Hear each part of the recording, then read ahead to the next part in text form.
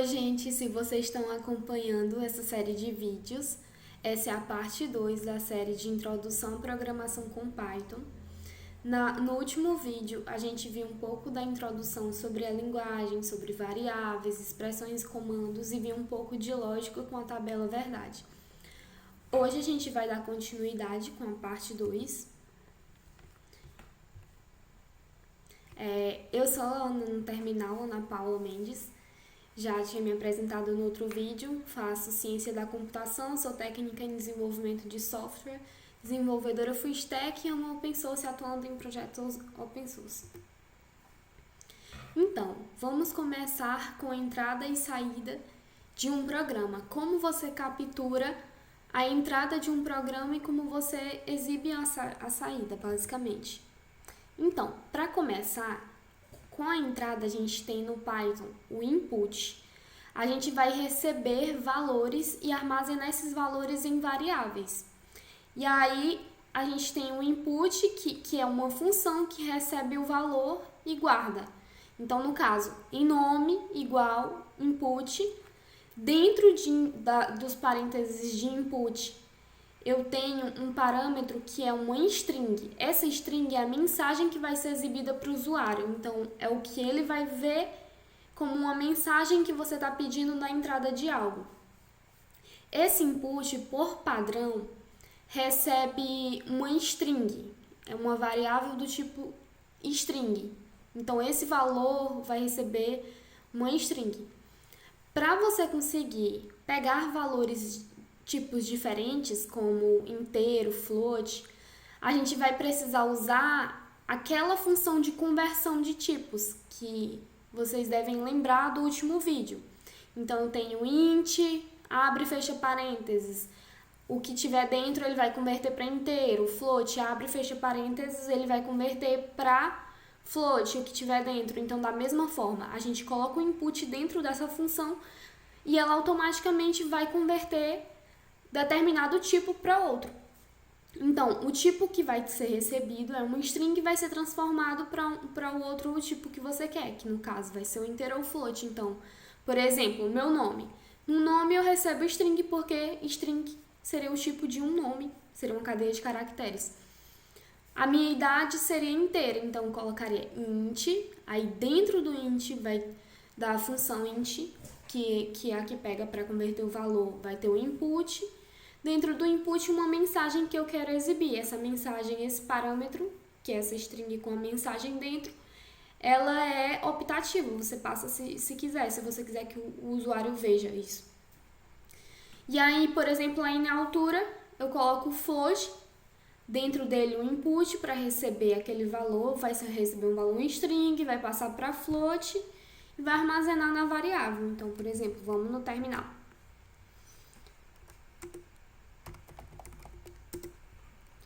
Eu vou receber o nome. Se eu não colocar a mensagem, o usuário não vê. Então, como é que ele vai saber, né? Que para inserir um nome, eu posso colocar aqui. Se eu olhar, tá aqui. Se eu quiser o sobrenome, aí eu vou colocar uma mensagem. Insira seu sobrenome. A mensagem vai aparecer e eu posso colocar meu sobrenome. Se eu for lá na variável, tá armazenada. Mas, se eu for ver o tipo de nome e o tipo de sobrenome, ele é string. Então, como ele é string, tá certo para o que eu quero, né? Mas se fosse idade, por exemplo, lá naquele que a gente pegou, se eu pegasse a idade direto, colocar aqui. Aí eu vou ter aqui idade. Vocês já estão vendo que tá dentro de aspas, né? Então, se eu for ver o tipo, é string, mas eu quero que seja um valor inteiro. O que eu poderia fazer? Se eu quisesse, eu poderia colocar para idade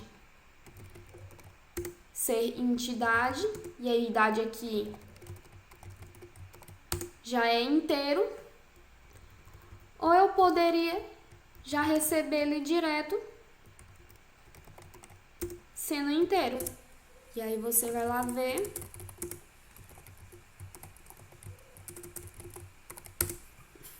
É inteiro.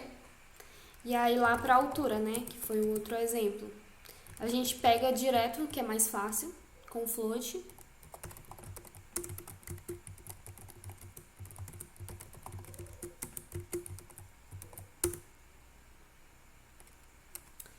E aí a pessoa vai lá, insere.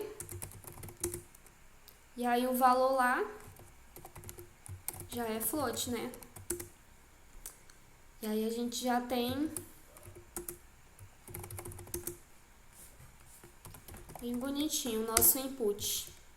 Mas como é que agora eu vou exibir o que eu tenho para o usuário ver, não só lá no terminal? Aí eu vou ter a saída, que é com um print. Vocês já devem ter visto, porque é bem famoso. Então, no print é uma função que você vai colocar uma mensagem de saída. Tudo que tiver dentro do print, assim como no input, vai ser string. Então, por exemplo, aqui Hello World é toda uma string. Quando você quer inserir valores de variáveis, quando você quer inserir variáveis dentro do print, aí você vai precisar usar algumas artimanhazinhas. Então, por exemplo, nesse exemplo, seu nome é, vírgula, nome é quando você pode passar um parâmetro. Você pode passar uma variável logo depois da sua string. E aí ele vai ser exibido logo depois. Você pode usar o format, que é esse terceiro exemplo. Quando você coloca as chavezinhas, o que tiver dentro do format, os parâmetros que tiverem dentro do format, vão aparecer onde você colocou essas chaves. E aí tem uma terceira forma, aliás, uma quarta forma, que é essa daí do altura, que é uma concatenação de strings. Como tudo tem que ser em string dentro dessa função print, o que eu fiz? Eu coloquei a mensagem que eu queria exibir e eu concatenei com a variável, mas eu converti ela para string. Então, isso é como se fosse uma string só dentro do print. Vamos ver lá no terminal. Vou colocar já direto os valores, como se a gente tivesse pego lá pelo input. E vou exibir elas daquelas maneiras lá para vocês verem. Então, por exemplo, eu vou colocar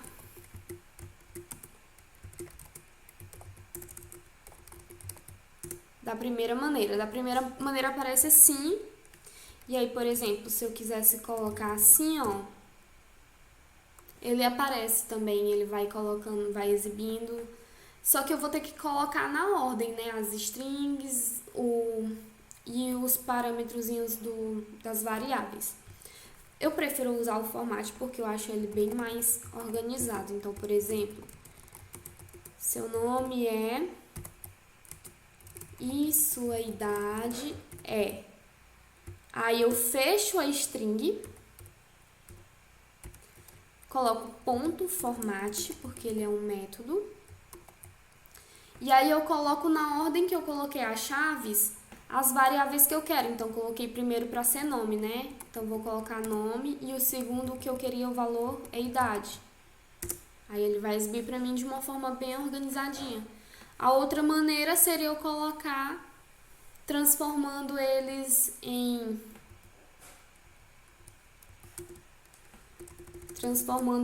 esses valores em string. E aí eu vou ter que quebrar e dar mais trabalho.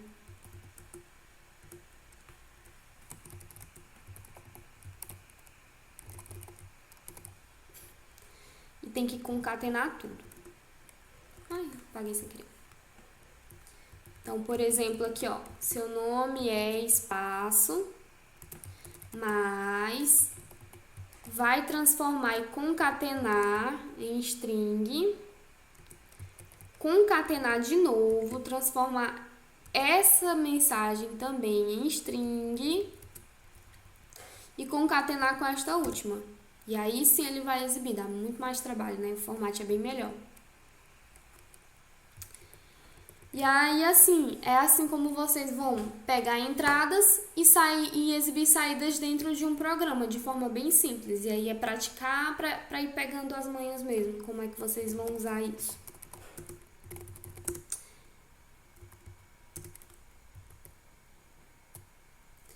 E aí, a gente vai ver hoje um pouco de estruturas de dados simples que já estão implementadas dentro do Python. Então, a gente vai ver listas, tuplas e dicionários.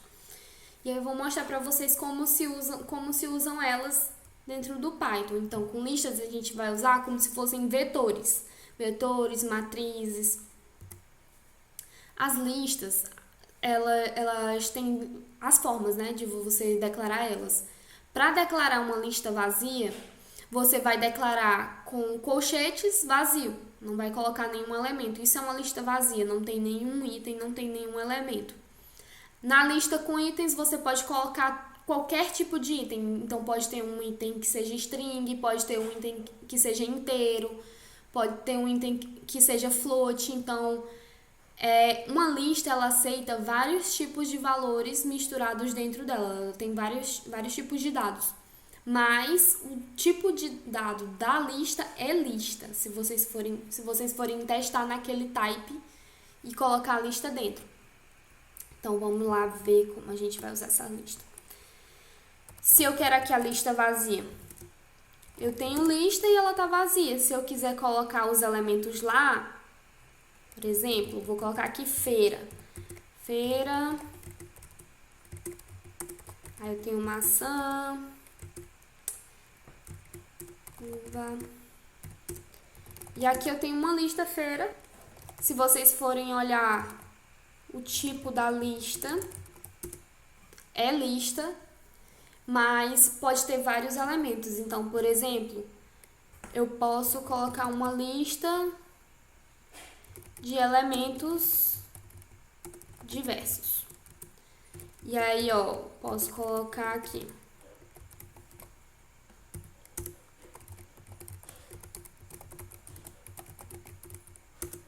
E eu tenho vários tipos de dados dentro dessa lista, então você pode colocar várias coisas dentro da lista.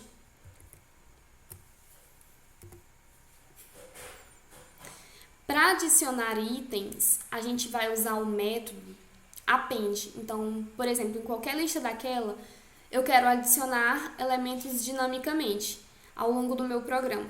E aí, para eu adicionar esses elementos dinamicamente, eu uso esse método chamado append. Então, por exemplo, aqui, ó, nessa lista de elementos diversos, eu quero adicionar o número 15.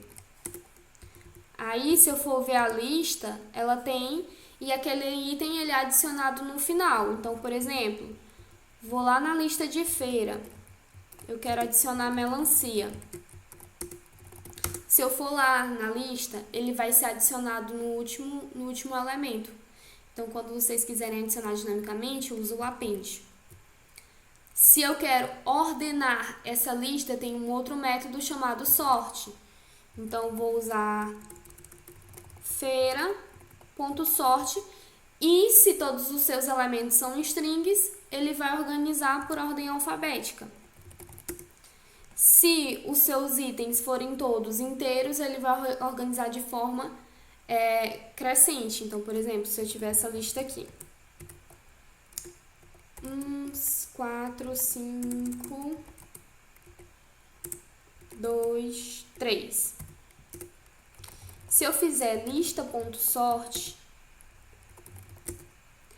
ele vai organizar a minha lista de forma crescente. Se eu quisesse fazer o inverso, eu poderia usar o método reverse. E aí a minha lista vai estar ao contrário. Agora, se eu testar naquela lista de elementos diversos, vamos ver o que acontece.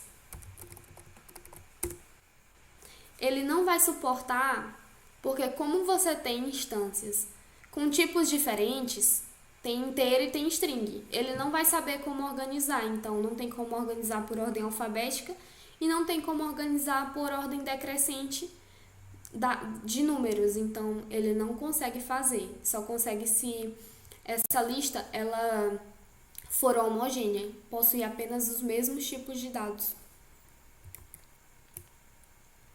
Se eu quero ver o tamanho da minha lista, eu quero saber o tamanho dessa lista, eu posso vir aqui,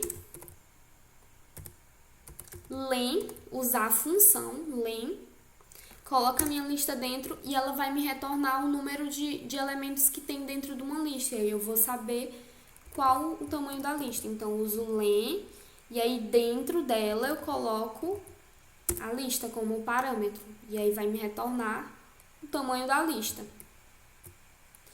Se eu quiser acessar um item específico de uma lista, eu vou acessar ele através de um elemento. Então, eu tenho que ter um índice do elemento. No Python, a contagem ele vai começar por 0. Então, por exemplo, nessa lista aqui, ó, que a gente tem lista, o 5 é um elemento 0, o 4 é o elemento 1, o 3 é o elemento 2, o 2 é o elemento 3 e o 1 é o elemento 4. Por quê? Porque a contagem começa do 0. É como se você tivesse aqui elemento 0, 1, 2, 3 e 4. E isso são 5 elementos. Então, por exemplo, se eu quero acessar o 5, eu vou acessar o index 0 da lista, porque a contagem começa por 0. O 2 vai me retornar o 3, e assim sucessivamente. Cada índice é contado a partir do 0. Então, eu tenho esses 5 elementos, o primeiro é 0, o último é 4. Então, é sempre n menos 1 o último elemento da lista. E aí, vamos continuar. Eu posso fazer também operações com listas. Então, eu posso concatenar listas. Eu quero juntar uma lista com outra. Então, eu vou concatenar listas com operação mais. A gente tem aquele lá, por exemplo, a lista e a feira. Eu quero juntar essas duas. Então, eu posso somar elas e aí ela junta toda em uma lista só.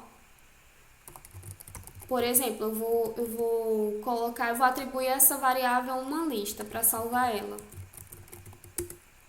Então, se eu vim aqui, uma lista, essas duas listas já estão juntas, porque eu concatenei essas listas.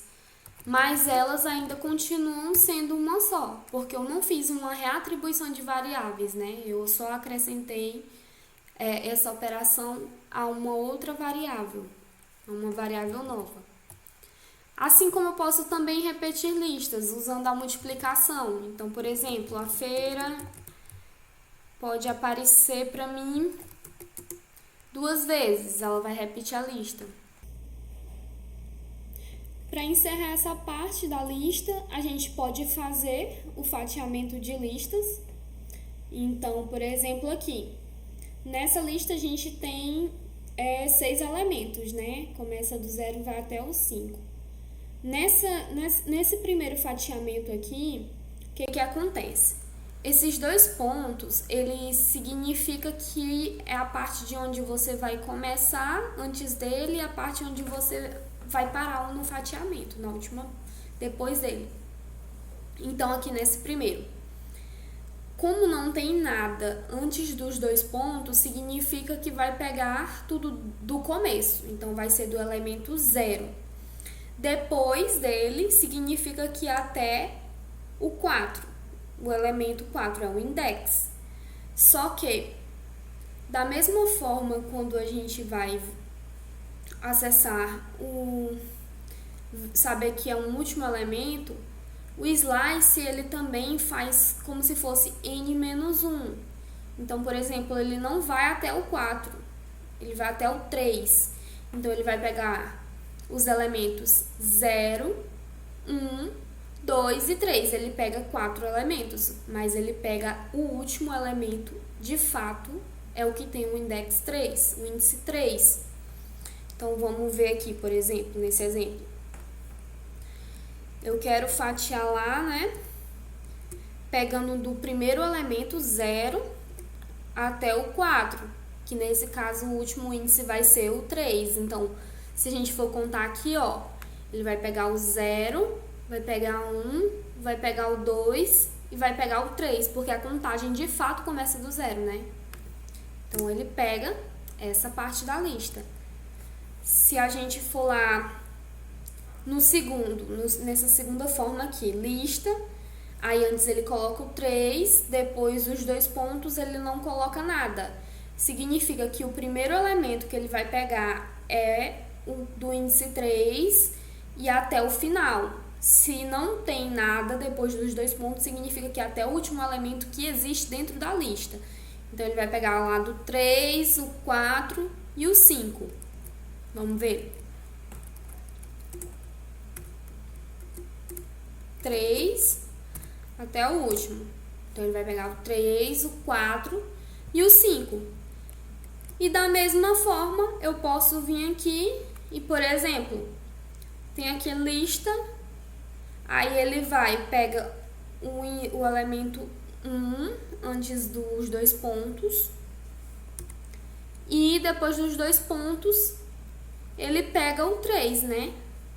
Então, se ele pega aqui o 3, perdi o mouse, se ele pega aqui o 3, significa que ele tá pegando o 2, né? Porque antes do 3, vamos ver aqui.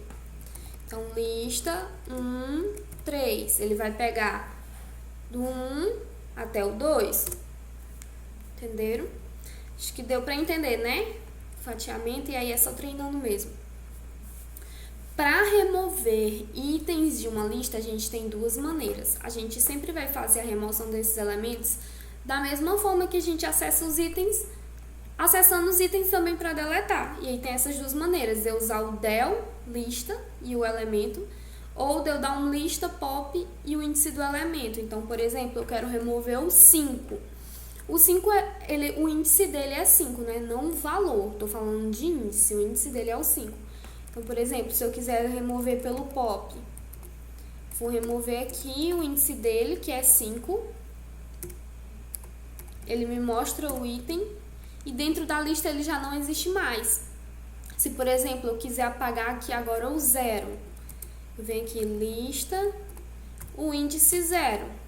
E aí da minha lista ele não existe mais. Agora, nessa maneira aqui, a gente já tem uma disposição diferente dos índices, né? O 1 é o índice 0, o 2 é o índice 1, o 3 é o índice 2 e o 4 é o índice 3. Então, por exemplo, se eu quiser apagar o 3, ele é o índice 2. Então, se eu quiser aqui, ó, lista, eu vou apagar o índice 2. Ele vai apagar o número 2? Não, ele vai apagar o número 3, porque eu estou acessando índices. Então, por exemplo, aqui, ó, vocês viram que na lista, se eu quiser apagar o 1, o elemento dele é o índice 0. Então, se eu venho aqui com pop, quiser apagar 1, o índice dele era 0. E aí a gente encerra um pouco essa introdução de listas. E aí a gente vem para tuplas. Tuplas é assim, um pouco é bem parecido. A diferença de tuplas para listas é que tuplas são imutáveis. E aí tem algumas vantagenzinhas também. Lá na lista a gente usou os colchetes, né? Para identificar aquele tipo de dado lá. Nesse caso aqui, para tupla, a gente vai usar os parênteses agora. Da mesma maneira que a gente estava lá declarando a lista, a gente declara a tupla só que com os parênteses. A diferença é que na tupla vazia eu tenho que colocar o parênteses aberto e fechado. Mas quando eu tenho uma tupla só com um item, eu posso colocar o item fora do parênteses. Só que eu tenho que colocar a vírgula no final para identificar que isso é uma tupla. Por quê? Se eu não colocar essa vírgula no final, seria uma variável inteira. Se você não tivesse lá, colocar só tupla igual a 1, isso seria o quê? Uma variável do tipo inteiro. Então, para identificar que é uma tupla, você coloca a vírgula no final. Se você quiser, também pode fazer isso com os parênteses, para só um elemento. Quando você tem com vários elementos, aí você pode colocar tudo com vírgula, sem precisar colocar a vírgula no final da tupla. Ou você pode fazer a mesma coisa com parênteses aqui. Então, vamos lá ver. Por exemplo, agora eu quero mostrar tuplas para vocês. Vou limpar aqui o terminal. A tupla vazia. Eu vou ter que declarar ela com parênteses e ela tem que estar vazia, né? Se eu quero fazer com um elemento, vamos lá, tupla, um elemento. Eu posso colocar com a vírgula no final, e aí a tupla com um elemento vai aparecer como uma tupla. Ela, quando vai mostrar pra vocês, já vai mostrar com parênteses, né? Se a gente quisesse ter feito assim, com parênteses, também podia, a mesma coisa. E aí mostra a mesma coisa. Se eu fosse fazer, por exemplo, tupla com um elemento errada, se eu colocasse só 12, isso daqui não vai ser uma tupla, ele não vai mostrar pra você como uma tupla. E se a gente for ver o tipo dele, lá com aquela função type que a gente usa pra ver, parece que ele é inteiro. Aqui não é errada, aparece que é uma tupla, então essa é a diferença, por isso que a gente coloca a vírgula no final. Se eu quiser fazer uma tupla com vários elementos, aí eu posso usar a vírgula sem o parênteses e não precisa colocar com a vírgula no final, porque ele dispõe assim uma lista em forma de tupla, né? Então dá pra ele vai reconhecer. E aí ele vai me exibir com os parênteses, da mesma maneira que se a gente quisesse ter colocado os parênteses, exibiria também, seria correto, dessas duas maneiras. E aí a gente aprende a como declarar já as tuplas. Assim, nos métodos das tuplas, é bem parecido com as listas. Eu vou mudar bem aqui minha câmera para vocês verem isso.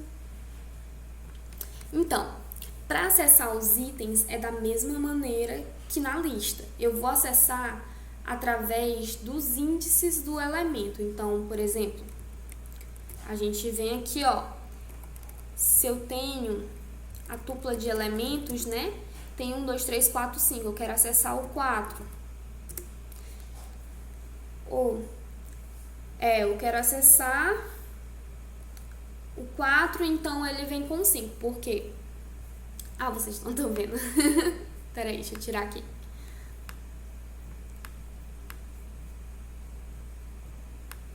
Pronto. Então, aqui, ó, no terminal.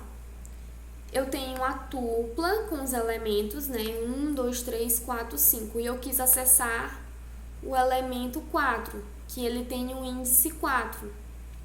Então, ó, 0, 1, 2, 3, 4. O meu elemento do índice 4 é o 5.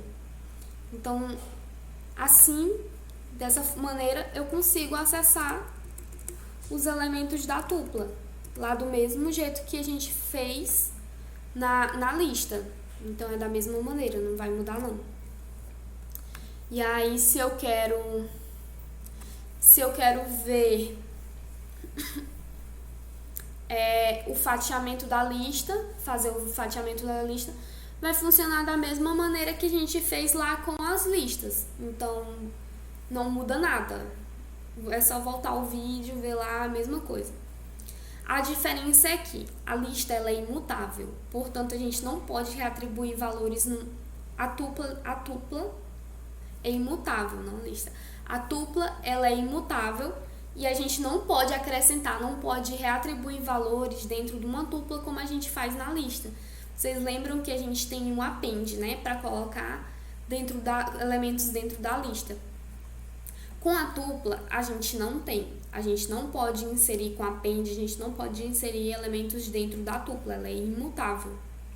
E aí, assim, ela é usada até para algumas aplicações em que você não pode, você querer usar uma lista, mas não pode fazer acesso daqueles elementos para mudar. Então, usa uma tupla.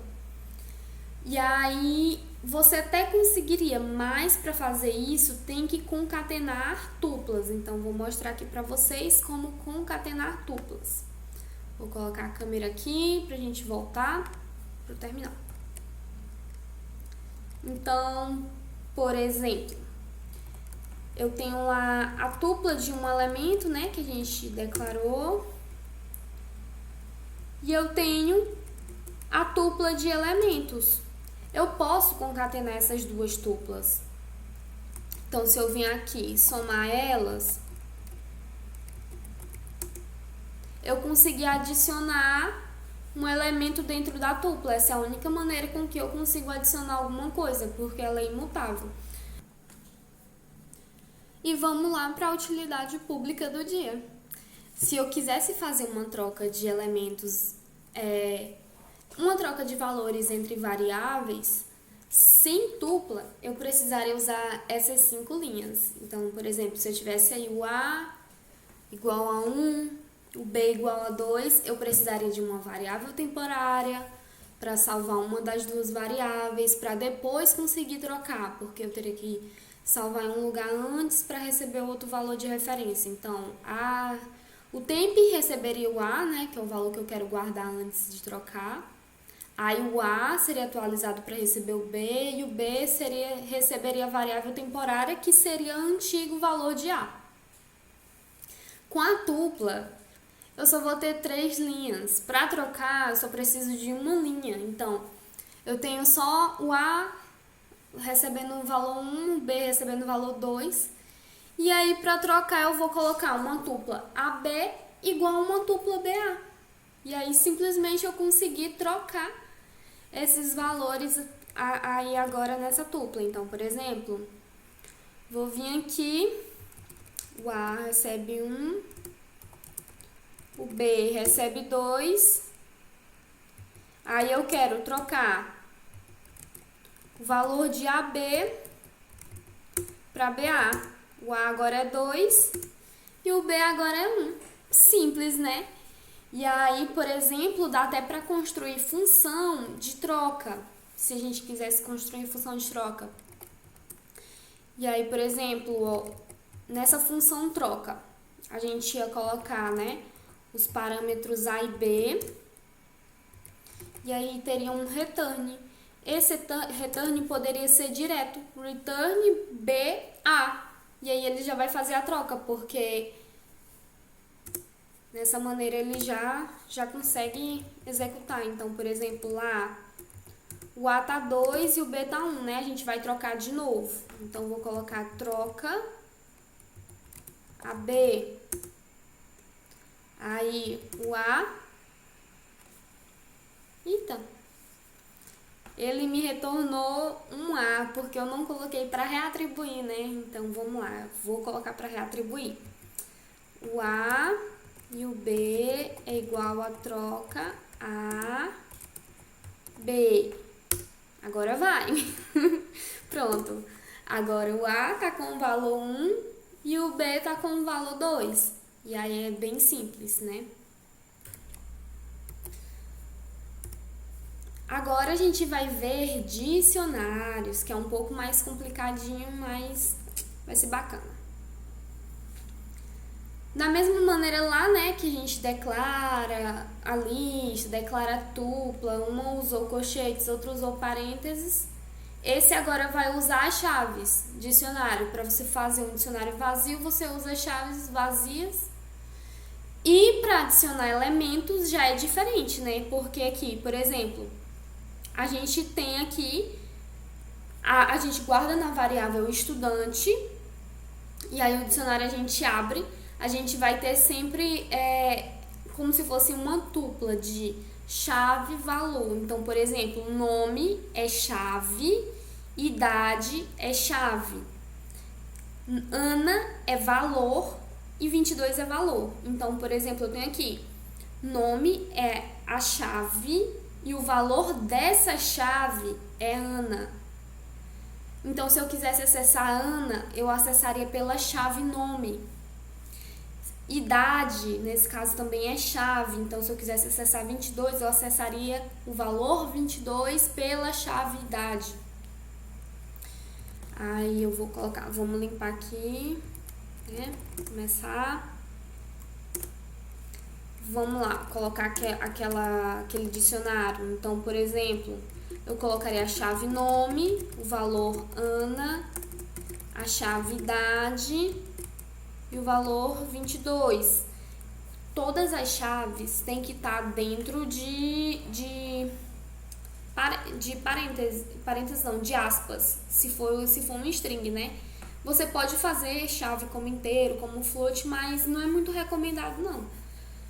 Aí você geralmente faz usando strings, essas chaves para serem identificáveis, e fica dentro de aspas. Então eu tenho aqui esse dicionário. Aí, da mesma maneira lá, eu posso adicionar itens, eu posso ordenar, eu posso ver o tamanho desse dicionário. Para adicionar itens, eu vou usar essa sintaxe. Eu uso o nome do dicionário, aí eu vou acessar. Vocês lembram que a gente acessava antes o índice dos elementos dentro de uma tupla e de uma lista, né? A forma da gente acessar um dicionário é pela chave. Então aqui eu crio a nova chave. Então, por exemplo, essa chave é matrícula. E eu atribuo um valor que eu quero. Então vocês podem ver aqui que eu não tenho matrícula ainda, né? Vou colocar o nome do dicionário. Vou criar a nova chave, né? A nova chave aqui é matrícula. E vou atribuir um valor que eu quero. Coloquei aqui 2020, 123.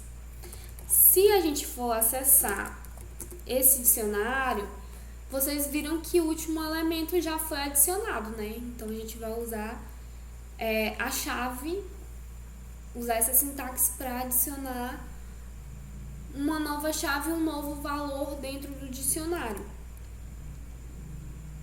Para ordenar, a gente usa esse sorted. Só que assim, ele não ordena o dicionário em si.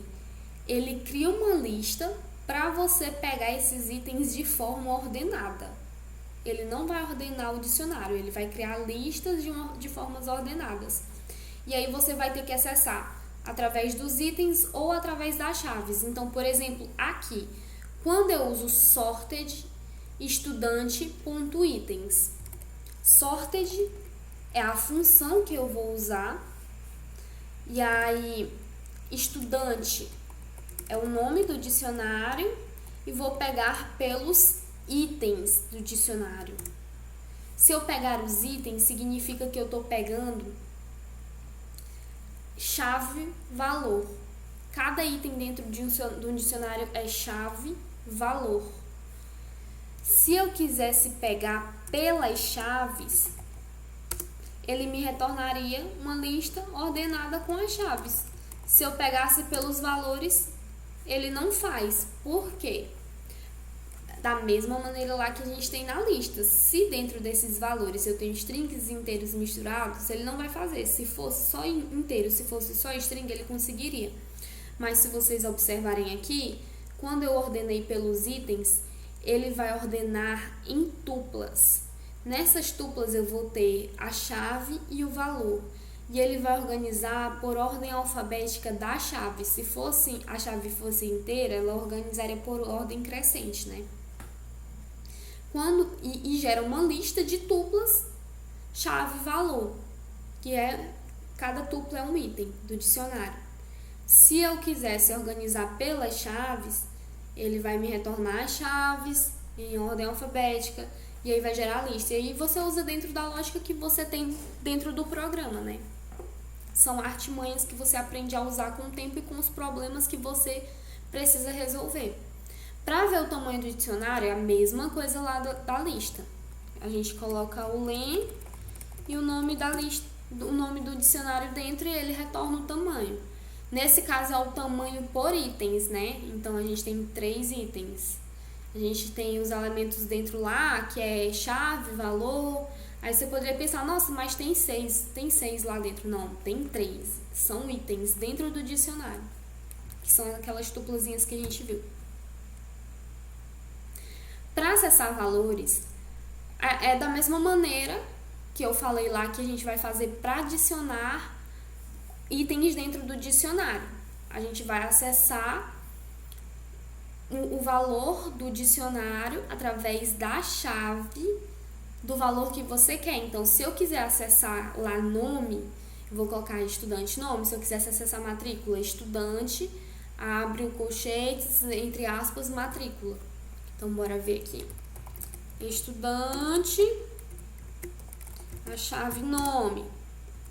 Dentro da chave eu posso colocar idade. E aí eu posso colocar matrícula.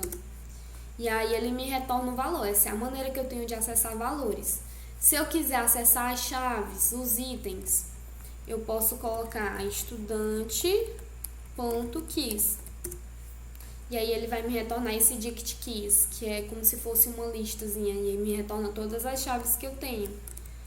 Da mesma maneira, os valores. Aí ele me retorna todos os valores que eu tenho dentro dessa listazinha especial. Se eu quiser remover o item, vai ser da mesma maneira lá da lista. Eu posso usar o del e acessar o elemento, acessar o valor da lista que eu quero. Só que dessa vez é usando da maneira que eu faço no dicionário, né?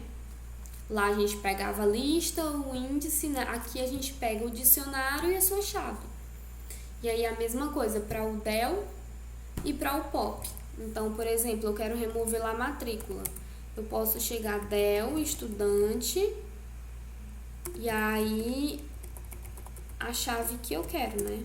Aí ele vai, quando retornar, ele já apagou. Se eu quiser apagar aqui a idade com o pop, vou pegar o nome do dicionário, o método pop, e colocar a chave que eu quero apagar, junto com o valor, né?